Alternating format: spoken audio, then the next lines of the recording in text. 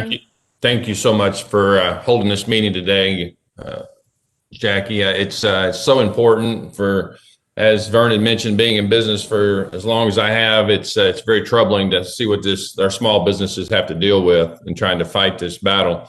You know, the April jobs report came out last week, and as we know, the numbers were abysmal compared to what everybody was projecting. And yet, as the unemployment rose, this is going to create more problems. I'm beyond upset with these results, but unfortunately not surprised. When you pay people more to stay home rather than work, they're going to do just that. I've said that a number of times for almost a year now. I've talked to business owners across our state, across our country, and they're all begging for the government just to simply get out of the way so they can get back to normal. And there was a real need for targeted intentional relief for unemployed individuals last year.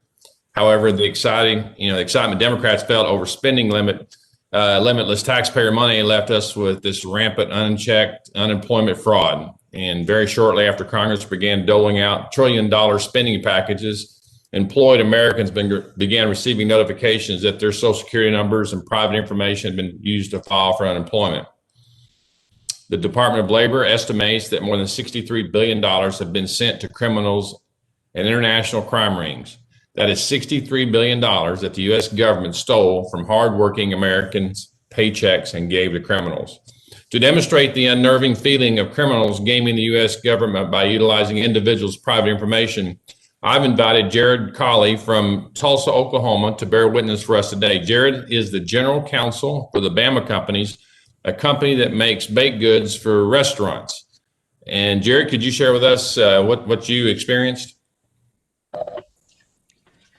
Thank you, Ranking Member Walorski and members of the subcommittee. I'm privileged to speak to you today on behalf of myself, our owner and CEO, Ms. Paula Marshall, and the awesome team members at Bama. I would especially like to thank Mr. Hern for his invitation to speak to the subcommittee today as his guest.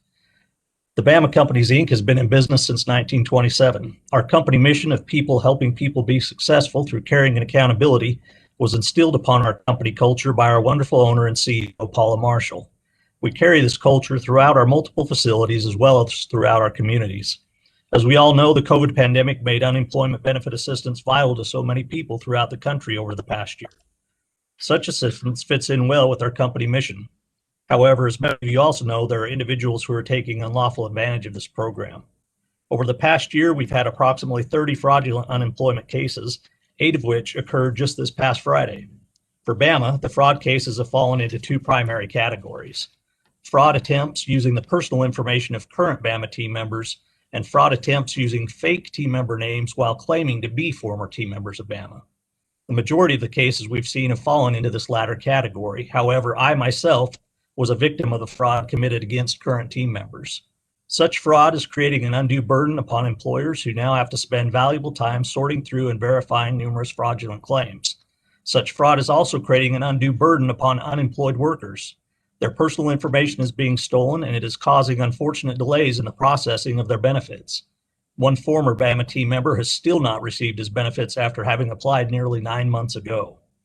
We greatly appreciate the time the committee is taking to review this issue.